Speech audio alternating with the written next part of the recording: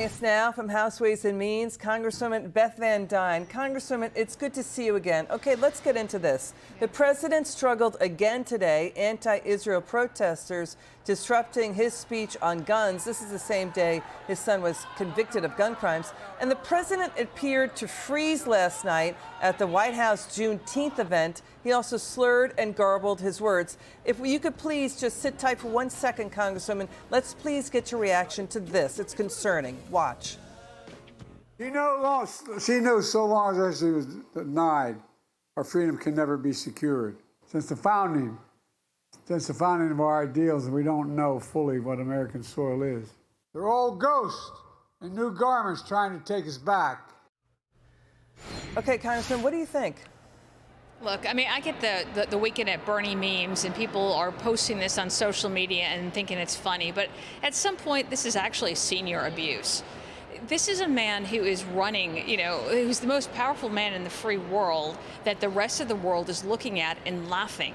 We are seeing people who are lacking confidence in the U.S. because this is our president right now, a man who can't even put together a sentence. And it also makes you wonder who's actually running the country. Is this his staff? The same staff who had 700 people who signed on for a ceasefire in Gaza, not supporting Israel? Who is it who is actually running the country? It is obviously not Biden. But this you're in is D.C. senior abuse. It's crazy. But you're in D.C. You and other congressmen are close to it. Does anybody know? How come you don't know? They obviously are covering up for him, and they're very happy having the useful idiot that he is being able to just smile and look at the camera, even if what he's saying is nonsensical. They need to be, this entire administration has to be held accountable, and hopefully, it's not just us in D.C. that are seeing this. It is the world that is seeing this. It is American voters who are seeing this. In November, hopefully looking at his falling and failing polling numbers, they're going to hold this administration accountable, and they're going to vote for President Trump. Silver at 538 now saying it might be time for Biden to drop out of the race because, his approval ratings again just dropped to an all-time low at 37.4%. And Nate Silver is saying that Biden polling now, quote, is in much worse shape than they were in 2020. Well, absolutely. Of course they are. I mean, it's not just his blunders that are a crazy thing of this administration, but it's also the inflation. It's the 20% inflation. It's his border policies. It's his foreign policies that have led to wars across the world. Yes, everybody in America right now is suffering under Biden's administration's policies. It's not just the fact that he is not coherent and that he doesn't look like, he knows what's going on half the time, and he's an embarrassment in showing the weakness.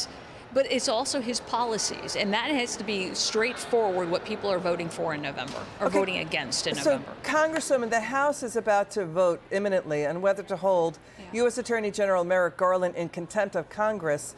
That vote could come as soon as tomorrow for defying subpoenas to hand over Special Counsel Robert Hur's audio tape of his interview with the president in the classified documents case. Why does Congress need the audio tape? Why do voters need to see it? Special Counsel Hur said he would not prosecute Biden because he's an elderly man with memory problems. Why do we need to see it? Again, this matters to the U.S. economy and the future of America.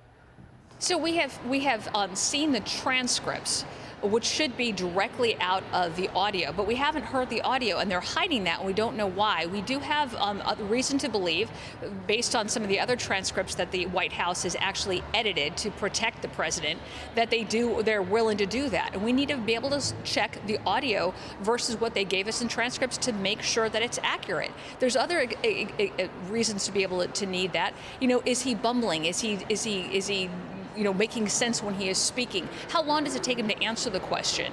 Is he actually answering the question that they've asked? These are the things that you can tell from the audio, and the question is, why aren't they releasing it? If they've released the transcript, which they did, by the way, to the media before they ever even released it to Congress, if they've released the transcript, why are they hiding the audio? Do they not feel that it reflects what was released in the transcripts? We have an ability to be able to get that. We have asked for it, and he's holding it up for no reason whatsoever, which he should be held in contempt, and he should be held accountable for that. Congresswoman Van Duyne, thanks for joining us tonight. It's good to see you. Thank you very much, Liz. Great to see you. Still ahead, we've got the